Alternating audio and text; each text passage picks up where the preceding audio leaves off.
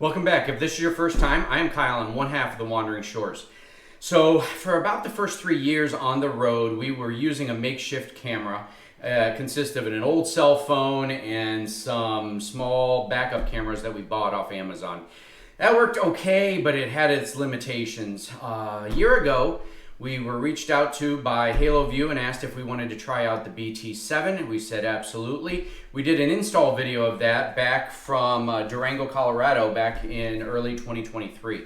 So we'll be referencing some of that video here today. But Haloview reached out to us and said, hey, we've got an upgraded version, the BT7 Touch. The primary difference between this one and the one that we had originally installed is that this has a touch screen. The ours had manual buttons along the right hand side.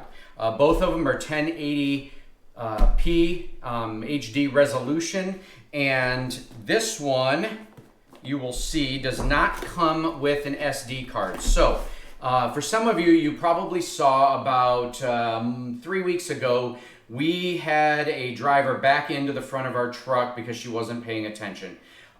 We had that on dash cam.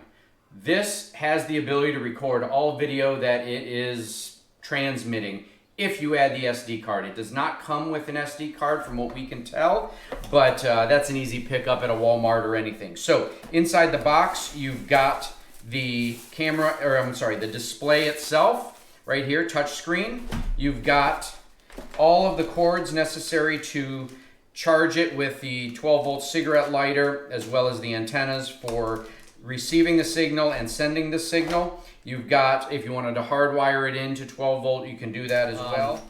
The installation of this camera system is going to be identical to the one that we did back in March or so of 2023.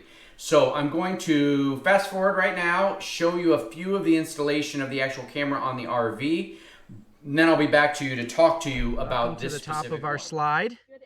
As you can see, I've got 3 marker lights here. I'm going to be removing this center one. They're turned on now because I want to be able to test the 2 wires running out to verify which is the hot and which is the cold. All right, as you can see, I got the wires out. I'm going to see which one is the positive and which one is the negative using my voltmeter. So I opted not to connect the green wires. I'm not going to use any type of trigger switch on the inside. I'm just going to use my headlights turning on and turning on the runner lights to power the camera.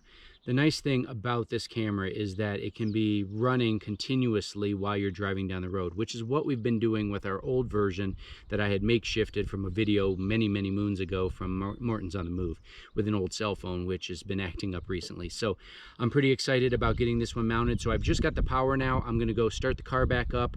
I'm going to plug in the monitor on the inside and turn camera install successful. There it is. Okay, I've got the box unpacked here. I wanted to show you what's included. You got 2 different mounts. You got the suction mount that can go on the window and angle at all different angles based upon all the little knobs and doohickeys on here that slides right into the back of the camera. Or you've got the dash mount, and it comes with a plastic mount that you can get to make clear suction. So you've really got a couple different options when it comes to mounting, either on the dash or on the window. Also included are all the cables you need to sync. I've got my trusty little power station here. I've got the 12-volt plugged in. I'm going to go ahead and power on this camera and the actual monitor. Yeah, there was a little flash. This is booting up for the very first time. Give it a... We're gonna have to mute that. All right, sorry about that, folks.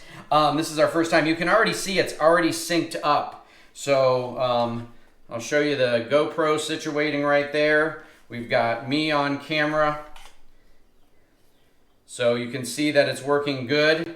It's already synced, so this one is ready to go. Again, there is no SD card in it, so you're going to have to get one of those. You've got 12 volt if you want to plug that in. The thing has sound, as you could tell, because they were so close together. There was a bad echo. But usually when we drive, we just turn this thing on mute, just because we don't really need to hear the background sounds of the road noise and such.